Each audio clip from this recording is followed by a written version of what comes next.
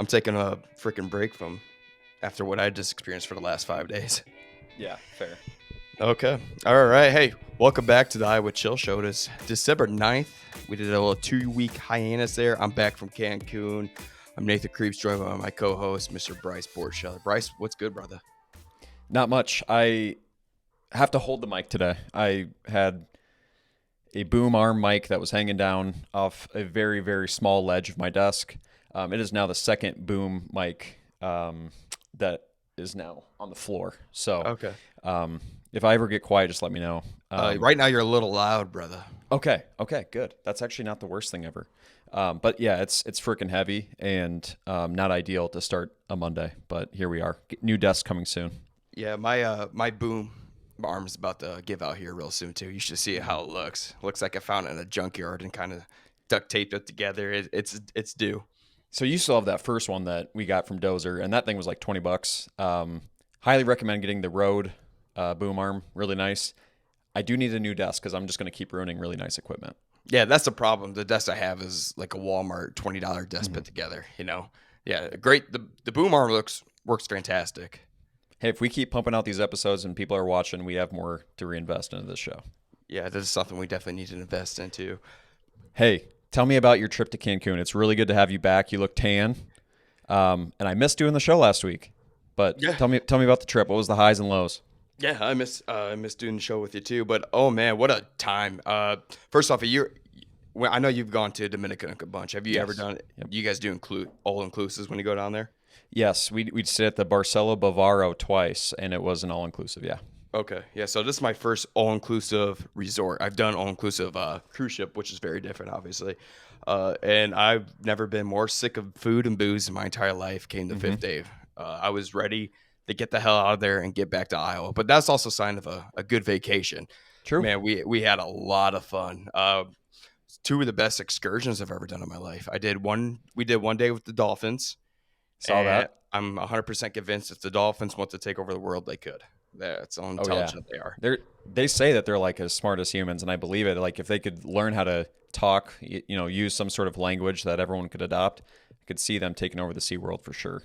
Yeah, we did one little trick with them where I would swim out like a little bit in the ocean, and you'd lay flat, stiffen out your body, and two dolphins would get right behind you, and they put their little mouths right on each side of your feet, so you have two dolphins there, and they would synchronize, and boom, they would start shoving you. And at one point, my kneecap up was out of water, going like Oh really? going like 10, 15 miles an hour. You're just supermaning up in there, so that was really cool. They pushed you so hard that my feet were cramping incredibly bad after. Oh Yeah. really? Holy Mm. cow, dude! I didn't Uh-huh. know that they could do this. So they've obviously been trained. Yo, yes. Incredibly Okay. trained. And yeah, they gave us kisses, did all these tricks for us. And the day we did it was super, super choppy water. It was really Okay. windy out. So that we couldn't do all the tricks just because of like a little bit of risk due to the water. But they went to do some tricks of them jumping over us, but I don't know, just because of the windy conditions, they stay away from that. But that was an awesome excursion. If you've never swam with dolphins, I highly recommend it. No, that's still on the to-do list for me. We did some snorkeling in the DR, but we did not do the dolphin thing. That looked fun, and the pictures were great. Very Yeah. very cute. So you mentioned the food. What was the food situation like? Was it overall good? Did it make you sick? What's the rundown? I'm a little disappointed in the food. It was okay.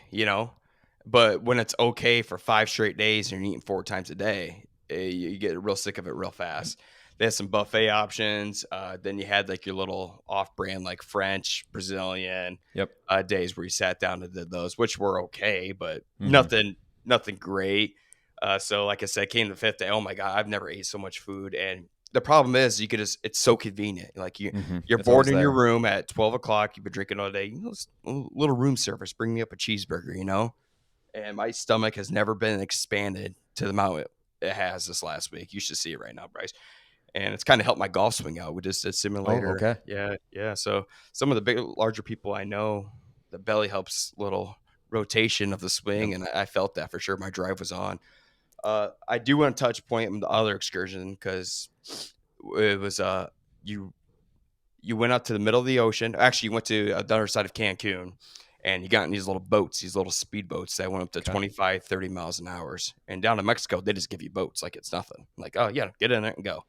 You had a little tour guide, and he would like lead you out through this little jungle way canal out to the ocean, and you got to a destination where you would anchor down and you go snorkeling in the Caribbean Oh, blue sea. So I was touching fish, Bryce. It was the clearest, bluest water I've ever seen. The driving the boat out there was super fun. So that was awesome. Absolutely got did every you drive single the nut. boat?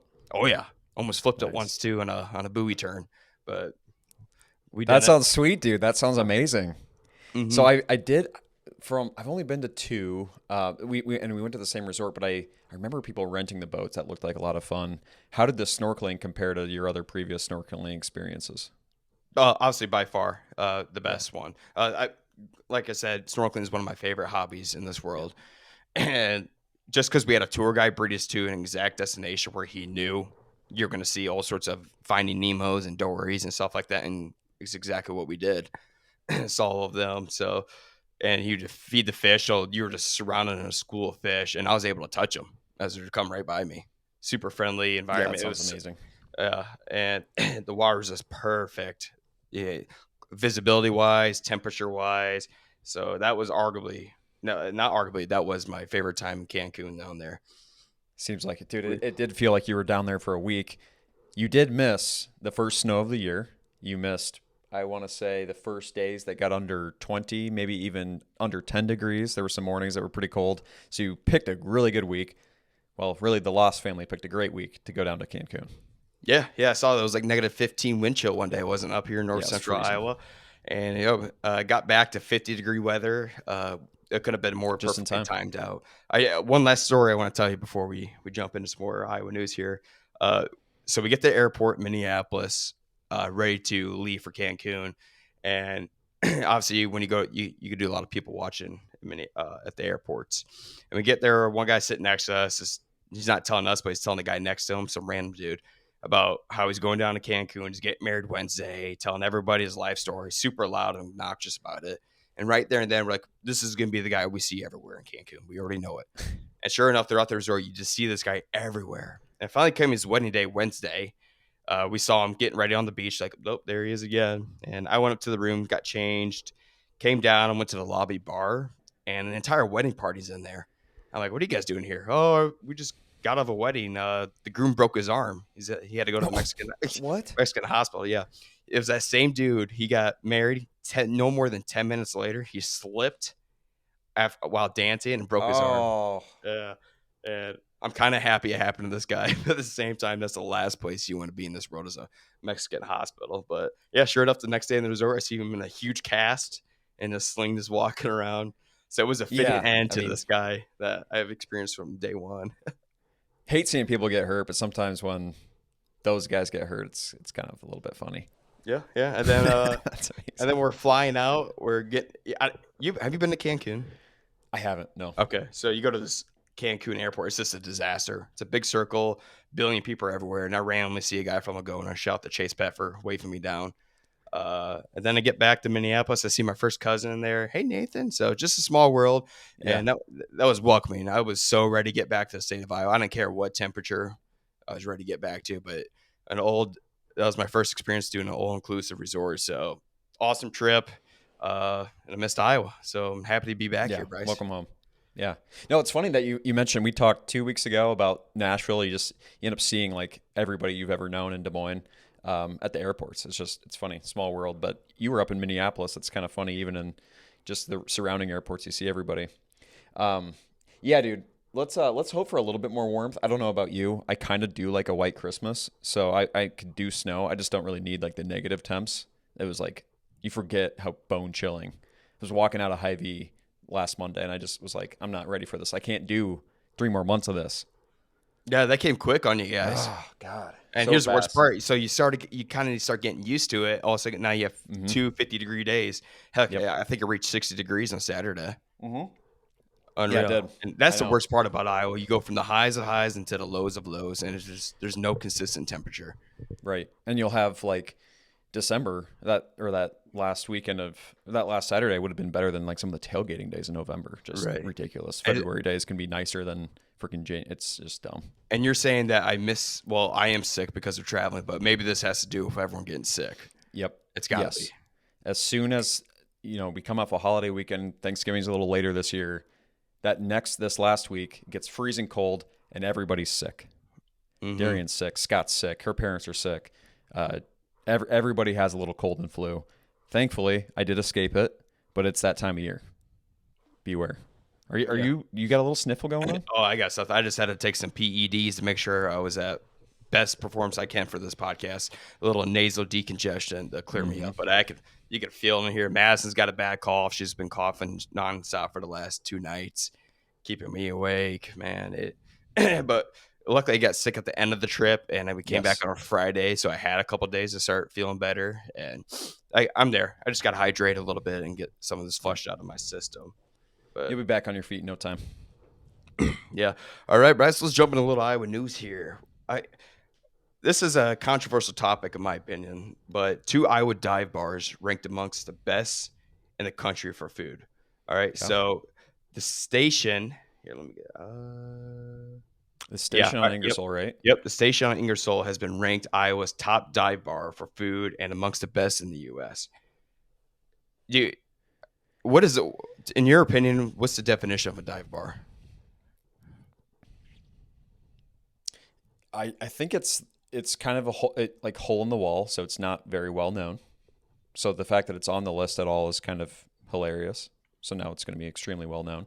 I think it primarily consists of fried food, lots of beers, like a lot of beers on tap, but it's like domestic beers. A lot of times it's not like you're not going to be the world of beers. Just like those hole in the wall kind of rundown little joints that you'd find in a small town. Exactly. So the last thing you said, small town. This one's in Des Moines. And to me, that's not a dive bar. I say if your town has a population above 5,000, we'll stretch maybe 5 to 7,500 people. Anything larger than that, you cannot have a dive bar. Yeah. And you know what I really hate about city dive bars is that they are trying so hard to be a dive bar. Like they're trying to recreate something that was special in a small town, and it just kind of feels fake. That being said, Station is good, and it does have really good food. I've been there I think twice. It's good, but I don't know if it constitutes as like that perfect dive bar. And if small town's your criteria, I think I can probably get behind that. Yeah, it's the only way I've ever known about it for sure. I don't know. When I go to Des Moines, I go to I eat a little bit fancier, I don't go to Des Moines for the small, rundown, little crappy bars. I go to small towns for that experience. Right. Yeah, and like we're out in Waukee now, so there's like Boonville and Van Meter and some of these smaller towns. Like truly, like what they have is dive bars.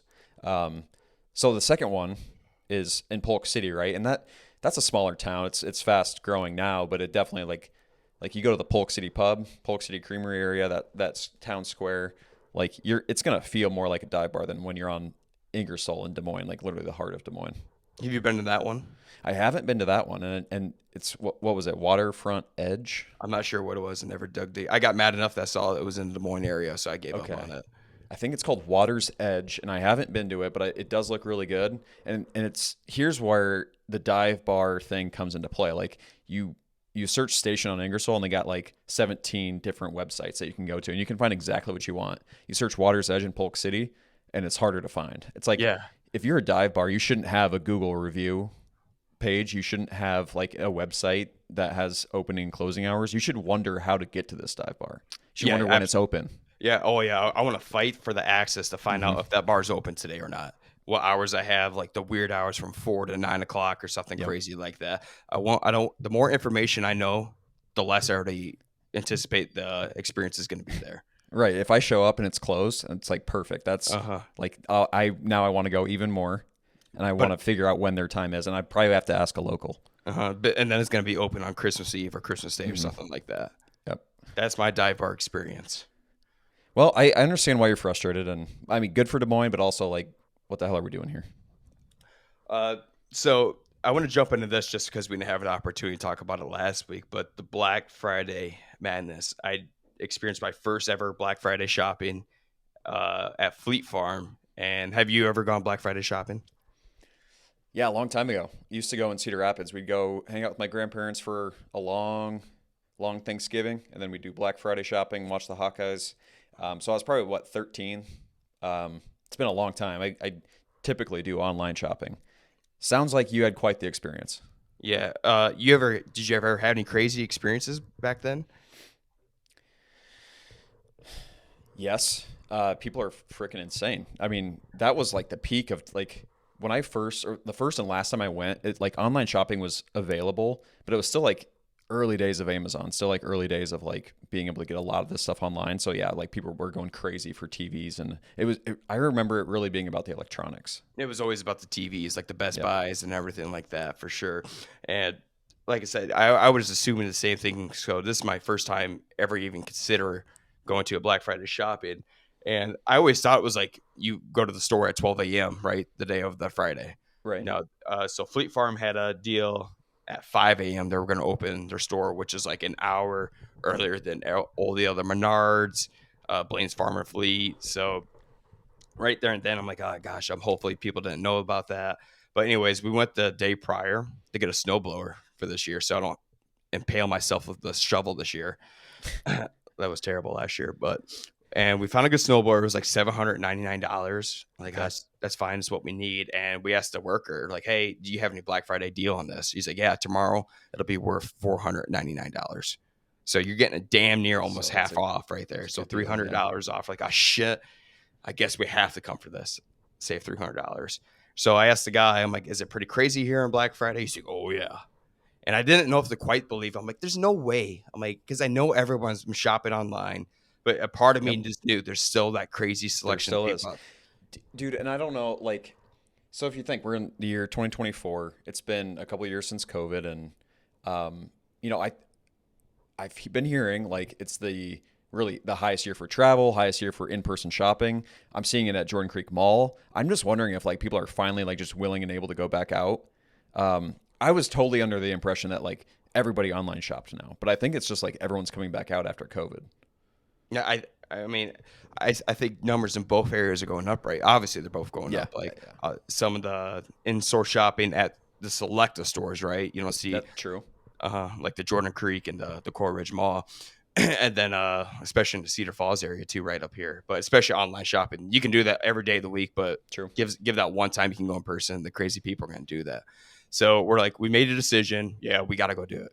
So, and I'm trying to wonder, I'm like, is it really going to be that crazy?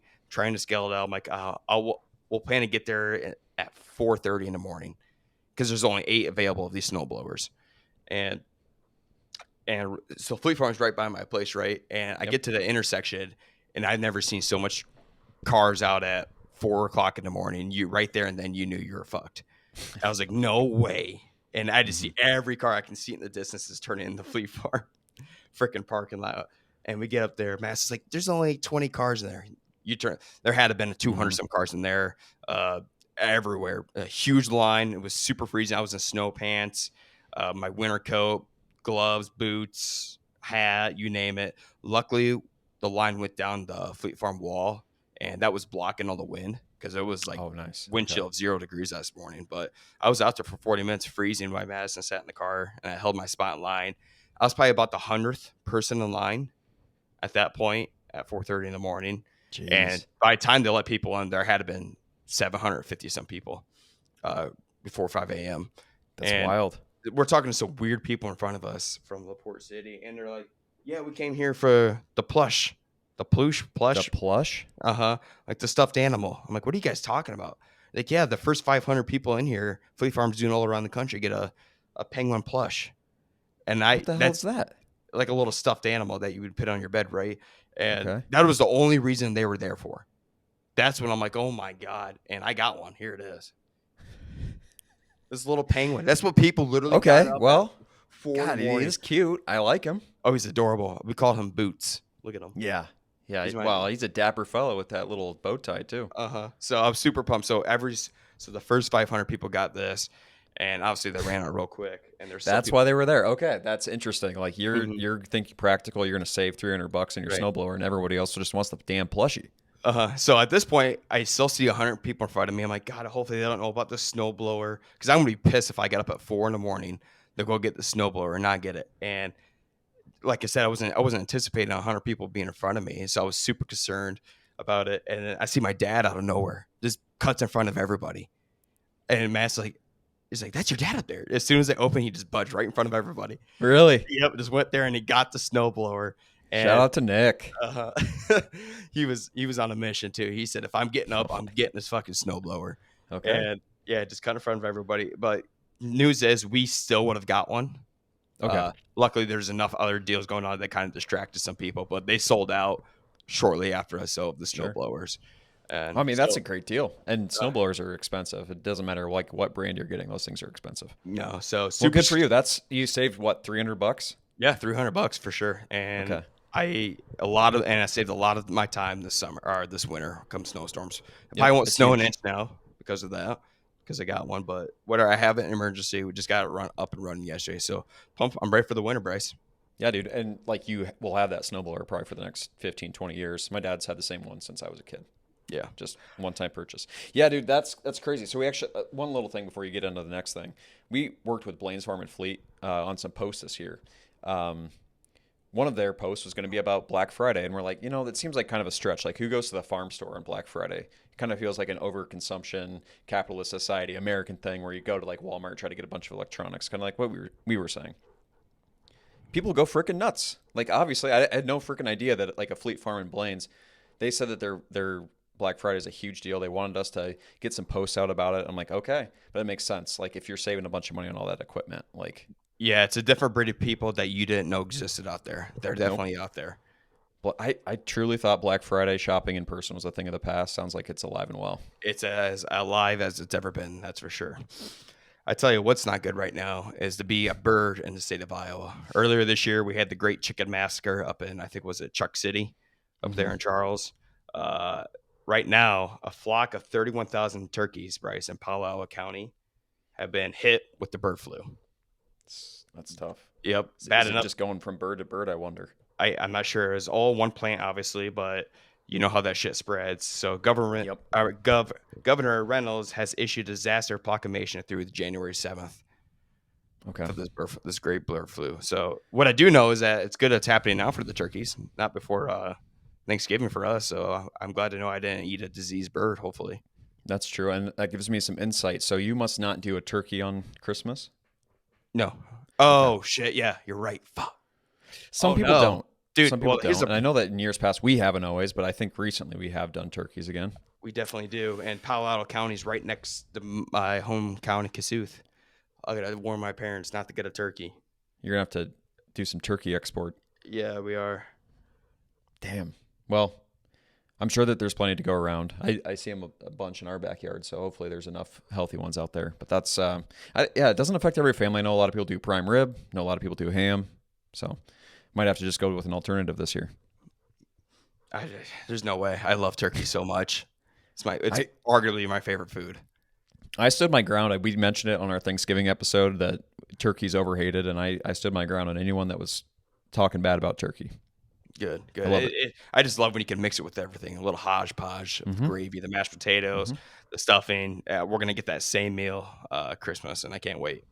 Cool. I'm glad you do that. I think that's kind of what we're doing too. Yeah.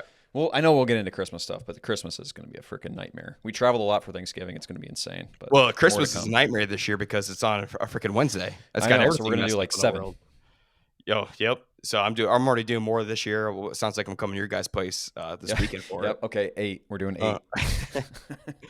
And that's got New Year's. It's the problem with Christmas this year is that like my work, we have Monday, Tuesday work, and then we have Wednesday, Thursday, Friday off. Madison has Okay. Monday, Tuesday, Wednesday off, but then she works Thursday, Friday.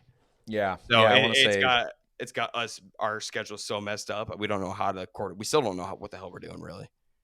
Yeah, I want to say Darian's is like that too. She's more like Madison. Like I think she might even get Christmas Eve off, but then she has to go back at the end of the week.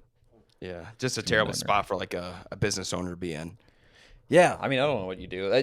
To me, like all the like the corporate people, like I feel like just take the rest of the year off. Like I don't know what people do from like Thanksgiving to December or like the end of December, but it doesn't seem like it's a lot of work. Right. So I got to go work Christmas Eve, and I know, damn well, we're not going to do a damn thing that day. No, So definitely not. I know we're gonna go in. They're probably gonna give us half days or something like that. But like it's just a weird situation. It sucks when it's on the middle of the week, and he either Yeah, needs Thursday is a perfect day. it is. Because then you're gonna get the Christmas Eve on Wednesday off. Then you get Christmas Day, and they're not gonna bring you back Friday. Nope. No way. There's no purpose Nope. on that. So then you're gonna get extended through the weekend. So that is my doom for the year is Christmas being on a Wednesday. Hey, speaking of that drink you just had, Bryce, give me the good Oh, word. hey. Yeah, Nate, we've been taking our pod to the next level. Whether you're taking your business, your podcast, your sports game, your schoolwork, anything to the next level, Body Armor is your drink of choice. We want to thank Atlantic Bottling for hooking us up with Body Armors, Body Armor Water, Rain Energies, all the good stuff, all the Coke products to help us take the pod to the next level. No artificial sweeteners, dyes, anything like that. Just good old hydration. It's been saving me, and Tropical Punch has been taking the cake. It's been my favorite for a long time now. It's so good. The problem we're running into our household right now is that we're coming down to the end of our supply. So Matt, I'm actually starting to hide it. I have to start hiding it from Madison. Smart. Because she's starting to drink everything she can find of it, and I'm not joking. I'm literally hiding it right now. That's how bad the situation is. So yeah, we're getting low too. It's just been like one of those things where it's so easy. You know, you're going to feel better after it, and there's just been a lot of holiday parties. We traveled for Thanksgiving. Now we had a Christmas sweater party on Saturday night. It's like, what are you going to do to bounce back from that party? You're going to sneak a couple Body Armors in you. So yeah, it's going fast. Yeah, so shout out to Atlantic Bottling Company. We need to be restocked here for sure. To fix this crisis I have going on at home. Bryce, we got a lot of sports here to talk about real quick. A lot of exciting things. We're gonna start with the negativity here. Iowa State got absolutely scatterbooed by Arizona State, 19-45 in the Big 12 championship game Saturday. It was bad, and it looked like they were going to hang in the game for a little while, and then it quickly became the Scatterboo show. And he was bold enough to say that he is the best running back in the country, and while I do not agree with him, he looked like it during that game. There's no doubt he's a top 3 running back, and I think he could arguably replace Genty, Johnson, and Scatterboo in any order. One day, one's going to be better than the other. And that day, he was, without a doubt, the best running back I've seen all year. That run he had against which one? The opening one? The one in the second half where he broke like 6-7 tackles and ran for 40-some yards? The dude is an absolute tank. Yeah, and yeah, just surprising speed, didn't go down. Really, it does kind of remind me of like Caleb Johnson. Just like it doesn't have like total breakaway speed, probably not NFL caliber breakaway speed, but it's like almost impossible to bring him down. Nate, here's what I didn't know going into this game. Iowa State is ranked 96th in overall rush defense. Yep. Somehow, some way, they're ranked 31st in the country in total defense, and they're the number 1 defense in the Big 12. Purely off statistics. And I'm like, how is this possible? What does this say about the Big 12? What does this say about the competition they've been playing? Either which way, I was very surprised to hear that. I'm not surprised that he ran for all those yards. Yeah, there's always been skepticism going back to the Big 12 when it comes to defense. You usually think of more high-powered offenses going against weaker defenses and higher-scoring games, which we've always seen in the Big 12. And I knew that coming in, the rush defense for Iowa State, Scatterboo was going to have a day. So you figured Iowa State was going to pack the box and keep this guy limited. And it's a bad omen right away when his first rush of the day goes for 28 yards. And shout out to Arizona State's quarterback too. That guy is a mobile quarterback. He's frisky. The former quarterback at Michigan State can run around. He could run on you. He broke as many tackles as Scatterboo did out there. And he was killing with their arm. They had that 1/4 of 1 at their own 30-yard line early in the game, down 4. And they did a bomb down the fly. Oh, what a call by the 34-year-old head coach for Arizona State. That shows you right there, Arizona State had the guts, the balls, and they put it to Iowa State the entire game. Yeah, I mean, I was jokingly kind of giving every Big 12, every Iowa State fan, everybody a hard time because it's like, you got blown out by a team that wasn't even in the top 15 in the country. Arizona State looked really good. I saw that they made it to the college football playoff after winning that game, and well-deserved. I just think that they flew under the radar for a lot of people, and I really did expect this game to be closer, but Arizona State's a little bit better than I expected. Yeah, Arizona State projected to be last place in the Big 12 preseason rankings. it's more credit to Arizona State than it is a slap on Iowa State. I'm not trying to justify. A lot of people are comparing this to Iowa's previous two Big Ten championship games. Okay. No, I'm not. I'm not trying to justify Iowa's losses to Michigan. Is it embarrassing that we can't compete Hmm. with these programs? It's been Of incredibly course. embarrassing and frustrating for the last half decade that Kirk Ferentz and any top 25 team has been kicking our ass.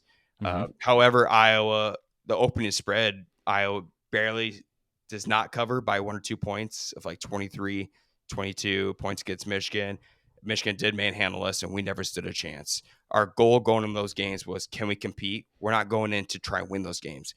That's the different thing about this Big 12 championship game. Iowa State should be going in to win this game. You're a 1.5 point favorite, and you get blown out by 36 points. I Yeah, the mean, expectations 100% were different.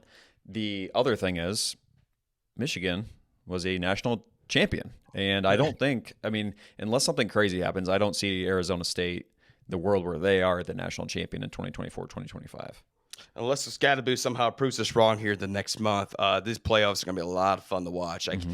and just seeing the home environments this year, the hosts, the first round games get the hosts. You get a Penn State game, you get Ohio State hosting a night game at the Shoe versus Tennessee. Yep. I can't wait to see everything unfold. But Iowa State was announced that they will be participating in arguably my favorite bowl game outside of the playoffs, the Pop Tart Bowl Hmm. against 10-2 your Miami Hurricanes. And I like how they do this. Like, the better you do in the regular season, the more fun your bowl game is named. And Pop Tart Bowl has to be up there with one of the most fun names. You see, last year when the end of the Pop Tart Bowl, he went a giant toaster, the mascot, and he went down, and then they basically cooked him alive, Yeah. and they shat him out, and then the winning team just ate him. Yeah. Yeah, That there's is, some great memes from that Pop Tart Bowl, and a lot of them just make him look terrified, and it's awesome. the best marketing bowl out there for sure right Mhm. now. It Yeah, belongs Cheez to It the had a Pop Tart moment. Bowl. Cheez It was good for a long time. Uh, I think that Pop Tart has probably eclipsed their level. I think so too, but I can't think of a better redemption game for Iowa State and then playing a 10-2 Miami, who was a top 5 team all year long. They started Hmm. the season 9-0. Arguably, Cam Ward was projected to win the Heisman at one point early on in the season. He threw for 36 touchdowns this year and only 7 interceptions. What a Yep. good way to wash this bad taste out of your mouth for the Big 12 championship and then go compete against Miami. Yeah, you're playing against a really good team. Testament to the season that you had. You're gonna go in as an underdog. I'm gonna go out on a limb to say, and when we get closer, I'll say it again. I'm gonna say this is a great matchup for Iowa State. I actually like them to cover and, if not win, this game, because Miami, as you said, is more of a passing team. I think it lines up really well with their defense. Right now, Iowa State is favored by 1 point, but that's Okay. because of all the skepticism if Cam Ward's even going to participate in this bowl game. You Okay. know, and if That's I true. had, If he doesn't play, then I don't know what their game plan is for that game. That might be a whole different offense. If he does play, I like the chances of Iowa State. yeah, that's why they have Iowa State favored by 1 point right now. It'll be down in Orlando. I was just down there last year watching Hmm. Iowa have Deacon Hill versus a $1 million quarterback, and that played out exactly as you anticipated it would play out. Speaking of Iowa, we are heading to the Music City Bowl down in Nashville against the Missouri Tigers down there in Missouri. They're ranked 23, 9-3 season, SEC team. Last time Iowa played at Missouri was in the Insight Bowl, 2010. Ricky Stanzi senior year, Micah Hyde had a pick six, basically seal that game off. Fun times were back when bowl games were meant, This is you really just know. the peak of college football. Yeah, that's all you had. I looked at Missouri's schedule here. Obviously, their SEC, their schedule kind of sucked. Hmm. And the two Yeah, games they had an easy SEC schedule, and they were actually pretty disappointing. yeah, the two games they've one of the 2 of the 3 games that lost were a skunk 34-0 to Alabama, I Hmm. believe, and then they got their ass whooped by South Carolina and Texas A&M. Yep, I had money on Mizzou in the South Carolina game. I watched it and quickly decided that Mizzou was not good and decided to never bet on them again for the remainder of the season. So it's going to be fun to be on the opposite end of this. I will go with the Hawkeyes. I have no idea who will play. It sounds like Caleb's not playing in this game. Johnson, No, yeah, Caleb's out. Yep. he's out. Yep. I'm sure that plenty of guys will transfer and do whatever. It's hard to know these days who's going to play in these bowl games. Yeah. So I would assume with a healthy quarterback that Sullivan is probably going to be out there. Yep. Jackson Stratton backing him up. I don't even know because we lost Williams earlier. Mm-hmm. I mean, you got Jazzy Patterson running back there. You just don't know. A lot of things are going to change from here on out until this game takes place on New Year's Eve. The only bowl game on New Year's Eve, which is really weird. That was always like one of the biggest days for bowl game. It's the 30th, right? Yep. Okay, so day before New Year's Eve. Oh yeah. And it's a terrible time. It's like isn't it like 1:30 in the afternoon or something crazy? Yeah, probably something like that. My sister and her husband are actually flying. They're going to go to that game. It sounds like. Oh, that'll be fun. Yeah, they messaged me last night. Hey, you want to go to this game? I promised myself, as long as Kirk Ferentz is the head coach at the University of Iowa, I will not travel to another bowl game. I've witnessed the Rose Bowl beatdown in 2015. I witnessed last year's beatdown against Tennessee. It is not a fun time to go to those games, get your ass kicked. Yep. I don't blame you. I don't think I'd go to that. Unless you're going to a game where you're going to get basically a vacation out of it. It just doesn't seem like it's worth going to a bowl game. You know how these outcomes are going to be, and even now, it's like you might even not get to watch the team that you watched all year. No, exactly. You get to watch the third string, fourth string guys, not just for your team, but the other team as well. Mm-hmm. So just weird vibes. Obviously, Iowa prides itself, and I know who's our linebacker. What can't I think of him? Higgins. Jay Higgins. Jeez, my God. I apologize. You're like Jay PJ Higgins. Fleck. No, you're like what's his name? Nebraska head coach. Didn't know who he was. Yeah, Jay Higgins. But I know these. I know those guys will play. Kirk Ferentz is proud of them for doing that and sticking out for Iowa. But I don't blame Caleb Johnson one bit because the life expectancy of like a running back in the NFL. That's not very long. You want to make yourself as healthy as possible, especially leading into the draft. And RBs are hard to come by. Yes. This season is. I think you might have said it earlier. I don't think you probably have a better season than this season. You broke a bunch of records and probably the best opportunity to get paid, and you're in a position where you very easily could get hurt. So I get it. No hard feelings for Caleb Johnson. A lot of credit to him for even finishing out the season. You see people. Yeah, we lost Jamari Harris for the rest of the season with 2 games ago. So, Bryce. It's hate week again. Mm-hmm. Second time of the year. And we got number 20 Iowa State women heading to Carver to face the number 17 91 Hawks Wednesday with Audie Crooks leading the way at 19.8 points per game, followed by Lucy Olson on the Iowa side, averaging 18.1. Give me a lot of, I would say from the beginning of the season to this week, the expectations have flipped for both sides of these programs.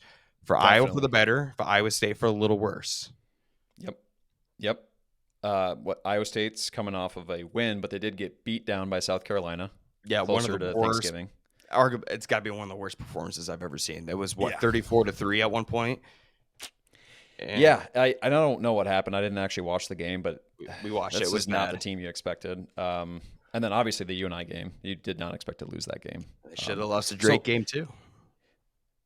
So what do you think if you had to diagnose the problems with Iowa State women, what's going on right now? Obviously way overhyped.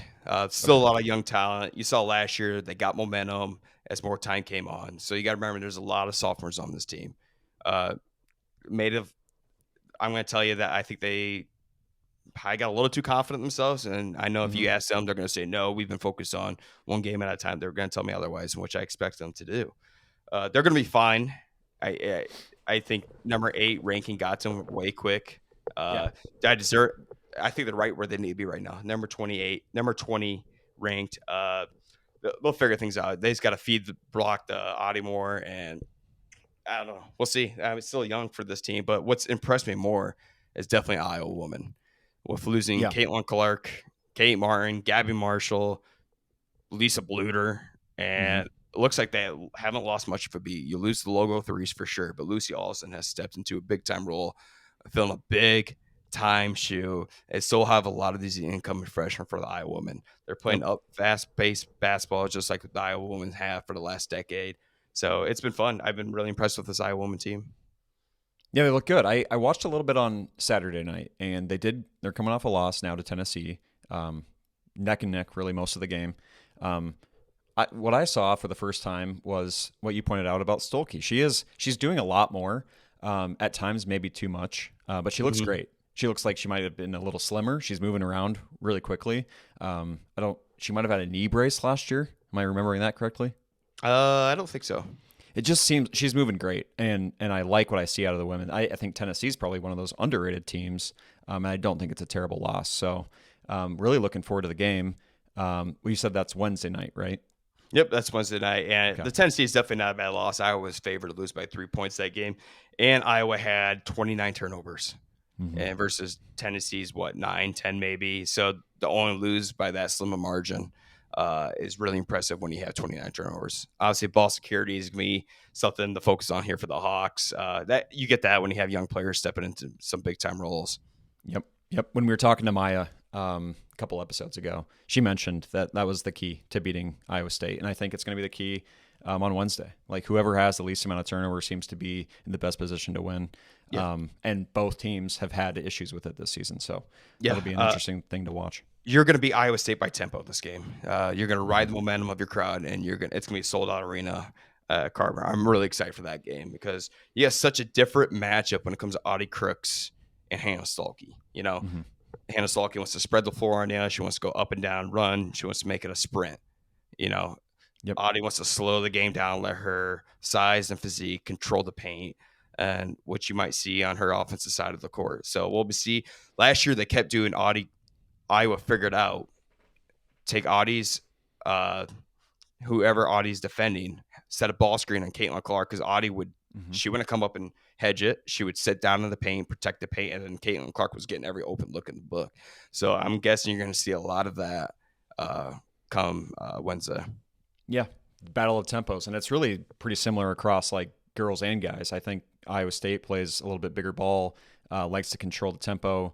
Iowa's run and gun, like get some fast break points and hit the three ball. So give me your predictions on this game. Iowa women or Iowa men? Woman. Iowa women, I like Iowa by a couple, not by much. I think what I've seen from Iowa State is that they're probably going to come in a little bit feisty, but I do like I like what I see out of the Iowa women right now. I like the Iowa women after seeing one game from each team earlier in the season, and I like them even more now. Mm-hmm. However, there's been a weird history at Cover Hawkeye when Iowa State come to town. Iowa State somehow gets up to a 10, 15-point lead. Every single time Iowa has clawed back with firepower from Caitlin Clark. So Mm-hmm. rivalry is always weird. You can throw out a lot of statistics, a Mm-hmm. lot of anticipation, just some weird things always take place. Hardest games to predict for sure. But I like the way Iowa's tempo matches up against Iowa State. Give me a close one, dude. Give me the Hawks to take this one by 5. Both games at Carver. Both games at Carver. Yep. Okay. To see that, I think that favors us. I think you'll see a full Carver both nights. Manifesting that. Yeah, I think you already nailed that on the head. Like whoever controls that turnover battle. Number 6, Iowa State men to face the unranked Hawks here in Carver. This one's not sold out quite yet. I would assume it will be. There's still tickets available. If I were Iowa State fans, I'd be eating those tickets up. Mm-hmm. You haven't won at Carver since what 2014, 2015, something crazy like that. Iowa State has really struggled there, even with some really good teams coming in. They just can't seem to win at Iowa. It's going to be a much different story heading into this game this year with the high-powered Cyclones. Mm-hmm. I mean, Coming off some big wins too. I think they just doubled the points of their opponent last game. yeah. So what we talked about earlier when we were doing our basketball preseason talk, we talked about we knew what we were going to give Iowa State's defense, right? We said, can they take it to the next level by scoring points? Well, right now, Bryce, they're averaging. What was this? Oh, I had it right here. Iowa State is averaging 87.8 points per game, which is more than Iowa at 86.1 points per game, which I'm pretty sure Iowa's led the Big Ten the last 3 or 4 years in point scoring per game, right? Right. So that right there, that's terrifying stat if you're an anti-cyclone.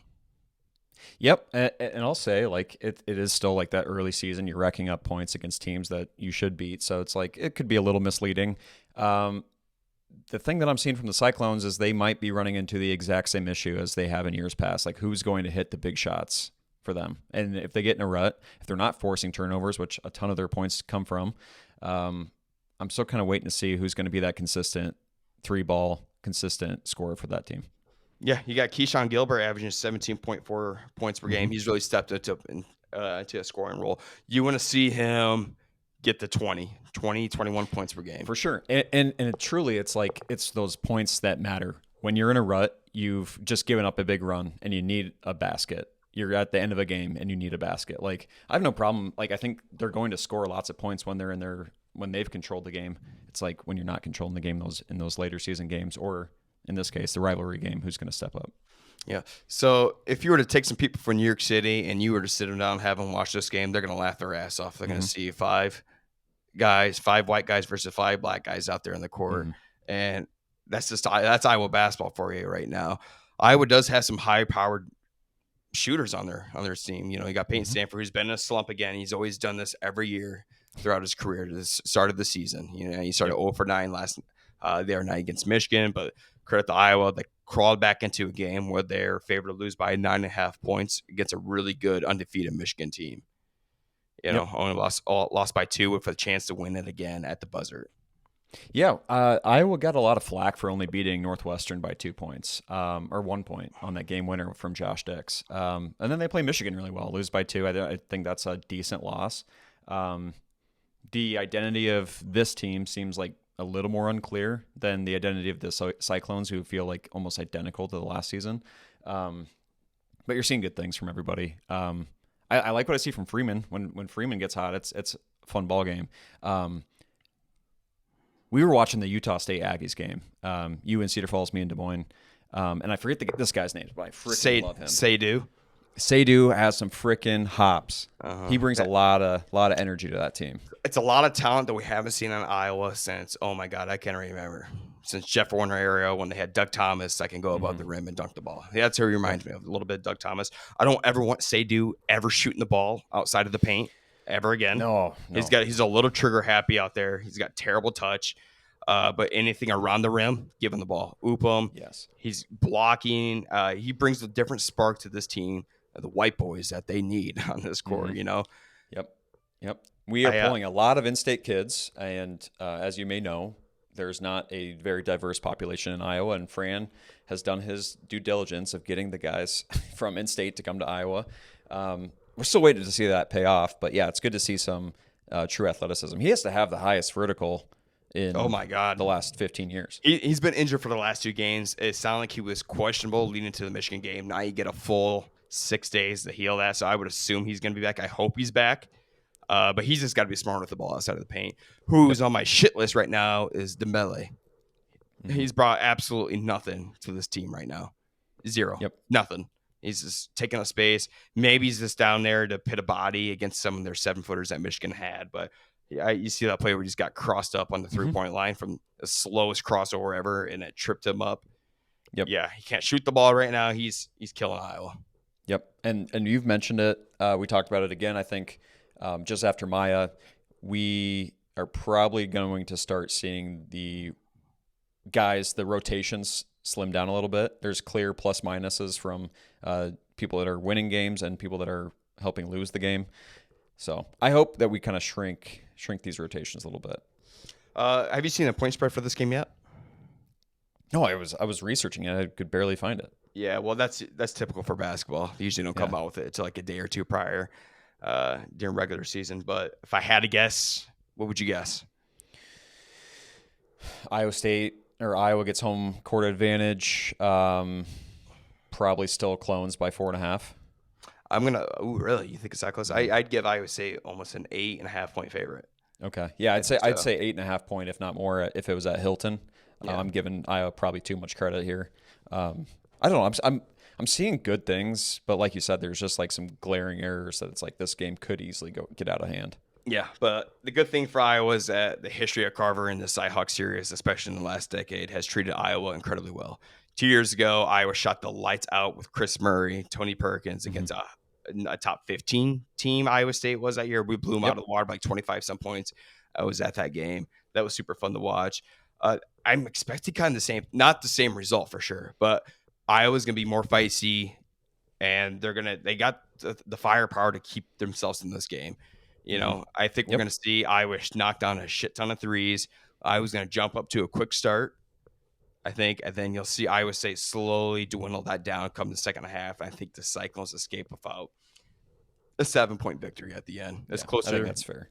I don't think I'll be putting money on Iowa. Like if I had to be smart with my money here, I probably would put it on the No. Cyclones. And yeah, they're just methodical. They wear you down. They play good D. Yeah, I don't know. I'm still kind of waiting to see what this Hawkeye team is going to be all about. It's probably the least amount I've watched. I've watched a ton since Bohannon and Garza and both Murrays and most of Sanford's career. I've been so caught up in college football this year. It's been a blast, blast to watch the whole college football shakeout. But yeah, it's time to switch gears. Really excited for the two games, Wednesday and Thursday with the CyHawk rivalry. Yep, I can't wait for them. I think I'm more excited for the women's game for sure, but I that's no discredit to this men's game. It's gonna be a good time at Carver. Hawks are gonna fight away a little bit. I'm really impressed with Brock Harding. I do want to shout Brock Mhm. Harding real quick before we move on to our final segment. Just talks about someone that can make a team with no offensive flow or momentum and immediately put it in there. Mhm. Gets in team moon, finds the open looks. He's got good handles. I don't have to worry about him getting his pocket picked. Really, he's so small he can kind of sneak around in those weird little holes that larger guards can't find. He's got Yep. great vision. Yep. He's good. I love him. Hey, speaking of guys that you love, your Drake Bulldogs are playing St. Ambrose this week. I Yeah, I want you to saw give me that. a prediction on what the final score is going to be. Uh, just the way that Drake plays, they don't like to kill you. They like to beat you, and beat you by 15, 20. But obviously, St. Ambrose is way out of the league. If I had to guess what, Drake's going to win this game by 28, 25, maybe. I would think that's probably the opening Uh-huh. spread. I kind of want to see them double their points. I'm not sure if they have the firepower for that, but Yeah, I would assume their defense is going to lock down St. Ambrose, though, for sure. Shout out to the Bees, though. Dan Patrick, the shout out St. Ambrose University the other day on his oh really? show. Yeah, Nice. That's he's awesome. the head coach for football. Hey, can I use the restroom really quick? Yeah, go ahead. Okay, just a second. Yep. Let's jump into our final segment of the evening. This one's going to be, we might raise some feathers on this one, Bryce, but we're going to be ranking our top 5 worst towns in the state of Iowa. And before we get into this ranking, do you want to explain maybe how you're ranking these towns or why you put them in a position that you did? Yes, one, I've had to spend time there. Like I couldn't just name a town that Always the biggest looked like burden. shit and you know hadn't spent time there. The other, I try to avoid industrial towns because those are hardworking people and they supply a lot of the goods that make the world go around. So I tried to avoid as much as I could just a rundown industrial town. That's pretty much it. It ranges from high pop to low pop. So, what about you? Uh, the first one you said too is, yeah, I've had to spend time in these towns, and you just get an uneasy feeling when you're there. You feel the Hmm. presence. You feel some dirt in the street, a little bit, a Okay. little messy. I don't like that. I like a Cedar Falls looking town, nice and clean, very up Hmm. kept town. Without further ado, Bryce, start us off with your number 5. Number 5, the hometown of T.J. Hawkinson, Sheraton, Iowa. We would road trip down to Sheraton, Iowa to play the occasional football game, and we were in and out. That was not a beautiful town. Southern Iowa is full of Amish. It's full of kind of run-down, barren wastelands of inexclusive towns. Sheraton kind of falls in that category. Are Just you hating on the not a great Amish? place. Not hating on the Amish. Their technology has not allowed them to keep up with their everything. No more said on that topic. But yeah, Sheraton, little rundown. I don't even think they have Amish there, but certainly not a beautiful little area. My number 5, give me Dirty Dodge, Fort Dodge, Iowa. Hmm. The only thing stopping from Fort Dodge being the worst hated town is Taco Tico. Is the sole reason it's kept this town alive. Hmm. Like I said, dirty streets. I've had some bad experiences there. Just a very uneasy, unwelcoming vibe in Yep. Dirty Dodge. Yeah, And they Dirty got it. Dodge will be seen on my list as well. And it's just nothing against them. It just is what it is. I believe that their crime rate is skyrocketing. Just not a beautiful place. There's not a lot to go see site wise either. I just don't No, really know why you'd spend much time there. no. I'll snake back for my Yep, number snake 4 back. here. Give me Muscatine. I call it Muscatine. You get a lot of these dirty river cities, right? Yeah. And that's just a problem. When you grow up on a river, especially the Mississippi, you're just due to not advanced technology wise. For some odd reason, you get the river folks. I swear to God that the sun does not shine in Muscatine. I swear. Cloudy every time. Smuggy there. Oh, They're smuggy, cloudy, and there's a reason why God refuses to put sunlight on that city. I think you just made up a new term too, like smog and smoky and shitty, Uh, like all together, schmuggy. uh, That's fair. I've been to Muscatine one time. It was for a friend's little brother's soccer tournament. Um, Barely remember it. I know that it is kind of like a rundown industrial town. There's plenty of these towns, these river towns, industrial natured towns that have like invested a lot into their downtowns, made cool buildings, old buildings used for warehousing or whatever else, into kind of like cool distilleries or breweries. that's Some of that's a them have problem. not. That's the problem with these river towns. They're usually like one of the first establishments Hmm.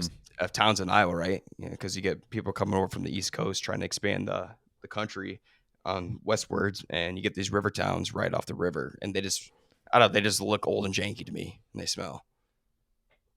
Okay. Okay. Yep. I think it's fair. I mean, there's a reason why a lot of these are deteriorating. I'm going to go with Toledo. I believe also technically like a railroad town. Um, I had to travel through Tama and Toledo many, many times when I was a student at the University of Northern Iowa. Always got an uneasy feeling. At the time, I was driving a 2007 Cadillac DTS, and it was a boat, and it drove well, but I was well over 200,000 miles, and I did not want to break down in Tama and Toledo. For that reason, it makes my number four because it just gave me that feeling like you don't want to be stranded here. Yeah. So you didn't break down, No, I did. I did eventually. It was never, I got through college with it. but you didn't break down in Toledo. Nope, nope. That's good. Yep. That's the last probably you want to run to. Yeah, I've traveled. Usually when I come from Marshalltown, I go through a little Toledo and Tama action. You're kind of attacking the small towns right now, Bryce. Yeah, yeah. Sheraton's what, a town of probably 6 or 7,000. Uh-huh. Toledo definitely small. I'm not sure what the pop is. But I'm gonna go a little bigger here as I snake back. Town that you just mentioned, Marshalltown. Marshalltown is in shambles, dude. It just is not in a great state. I did go over there recently. There was an old food truck. Forget the name of it. Turned into a restaurant, and they've won best burger and best pulled pork sandwich consecutive years. So they've got some good things going. They need a lot more of that if they're going to make the list of best towns in Iowa. Yeah, that's a good one right there, Bryce. I would put Marshalltown at my honorable mention. I deliver there a lot for solar panels, and I Hmm. delivered there one time, and the homeowner is super sketched out. He's like, "Man," he's like, "we got to pit this somewhere where the tweakers don't find it." I'm like, Yeah. you got tweakers out here." He's like, "They're everywhere." Hmm. He's like, "We got to hide." So him and I were hiding like railing, bringing boxes in weird spots in his little property, and this guy was really shooken up about the neighborhood he was in. Yeah, and I went to Marshalltown a ton. We had tons of basketball tournaments there. We had some soccer. We had all kinds of stuff. Used to like it. I mean, I have good memories there. I hope that the town can turn around, but yeah, it's just kind of rough. Yeah, Marshalltown's like your Fort Dodge is to me. Like I always grew up Yes. was that I always had a bunch of basketball tournaments here as well. My number three, we're going big here, the second largest city in Iowa. We got Cedar Rapids. Very smoggy city too, with Quaker I Oats, love that. and I work there, Bryce. Hmm. I'm there 4 days a week, and I hate it. I hate going in there. I hate seeing the town. Obviously, Marion, Hiawatha, the towns around are awesome, nice. Hmm. They give a little backbone to it, but you don't want to catch yourself in downtown Cedar Rapids. We went to a Two Chains concert one We time, sure did. and a shooting took place a Hmm. couple of streets. You see these people flying down the street because there's a shooting. Yeah, it's rough, and for all kinds of reasons. They've done some cool things. There's that brand new Big Grove, Nubo district's kind of cool. There's some great parts about Cedar Rapids. There's just lots of stuff that you just don't want to be associated with too. Got relatives there. We pretty much stay on the north side, closer to Marion. That's It's good. it's it's better over there, but yeah, it's a little rough. Hmm. Is my turn for number two, or is I you think you're snaking back with number two. number two? Waterloo, and no worst town list in the state of Iowa can be completed without mentioning the Lou. Hmm. Just a the the the worst part about Waterloo is that it has Cedar Falls right next to it, so Yep. you're flipping night and day as soon as you get mentioned over in the Waterloo. I mean, it's unreal. Some of Yep. the things I see in Waterloo that as soon as I just like even cross the street, from Cedar Falls to Waterloo, like I go from one quick start to the next. I see a guy the other day before I went to the movie theater. I see this guy just just walk in and puts 8 Hershey bars in his pocket and just walks out like it was nothing. Mm-hmm. It's rough, and it's definitely the glaring contrast. Cedar Falls versus Waterloo. They cannot compete with the boutique cuteness of Cedar Falls. It's never going to happen. My number 2 has already been mentioned. Fort Dodge, rough little town. Don't want to go hate on them too much more. Most of my time there is spent at Taco Tico, but I don't get up there much anymore at all. Being in the middle of the state, not a lot of good reasons to go to Dodge. I hope that things turn around for him. Yeah, see, I'm not going to get into Fort Dodge anymore, but come back with your number 1. Okay, number 1, Ottumwa, which is like the Marshalltown of the South. You had 40 minutes away, Marshalltown to the north from Pella, 40 minutes to the south, Ottumwa. Just a rough town. It could, I mean, any of these could be number 1 through 5. I didn't rank in any particular order. There's just not a lot of good things down there. I think I've brought them up before on this pod. Just rough sledding for those Ottumwans. You ever seen the documentary The Queen of Meth? No, you might have mentioned this though. She got some Ottumwa roots, right? Tom Arnold? Yes. His sister is the Queen of Meth, and they did a documentary how she was running a drug kingpin down there in Ottumwa. Really good documentary. She's changed her life around. Did a little prison time, but super interesting. And I heard enough stories in that documentary about Ottumwa. Yeah, sadly, a lot of these towns that I've mentioned have some drug issues. Iowa's like one of the top meth producing states, I believe, per capita. So like we got some things to work on there for sure. Who did you put as your number 1? My number 1, we're heading back east on the Mississippi River here, Bryce. We got Clinton, Iowa. Yeah, it's got the highest crime rate per capita in the state of Iowa. Mm-hmm. I'm there multiple times delivering, and you just never know what you're going to experience on there. The streets are trying to fall apart. They want to fall apart. They don't want to support the city any more than it has to. It's bad. I hate it. Very smoggy too. Nope, I'm good. No Fair Clinton enough. in my life. I don't think I've been to Clinton. I don't think I've been there. I may have. Maybe I blocked it out of my memory, but it doesn't sound like there's a lot of good reasons to go. Yeah, we've been hating on Davenport Bettendorf a couple times on the main channel, and part of that's just I think ignorance from some of the gals helping with the content these days. But I've seen some better things out of Davenport and Bettendorf. Some of those quad cities are a little rough, but I just because you're that rundown river town doesn't mean you can't reinvest in the community and get a little bit better and get on maybe the better lists out there. Yeah, no, Bettendorf is definitely the backbone for Davenport, but I enjoyed my time in Davenport when the wife was there in PA school. I've also had some weird experiences in Davenport I don't ever want to experience again, but it's just hard they're definitely, I think, the best river city in Iowa. Okay. I'd have to say fair. so. I don't know much about Council Bluffs. I know Sioux City gets a bad rap, but I think I just drove through Sioux City about 3 months ago, and I thought it was cool looking. I like it. Yeah, Sioux City's not bad. It is like a little bit more industrial, but like a great example for me is like Dubuque. Dubuque is a great example of like reinvesting, turning like your old stuff into cool stuff. There is a decent amount of money around that area, so like it makes sense that they kind of turn things around, but there's a lot of good things you can do with these river towns. Don't give up hope if you live in one of these towns and you feel like you got the short end of the stick on these ratings. I think it's a pretty fair list that you and I just compiled there together. I'd be curious I'd like to have other people in the state of Iowa rank their top 5 worst towns and almost do like a tally, which town gets that, which town gets what. I should put that on the channel. But yeah, no, good list right there. I'm sticking with it.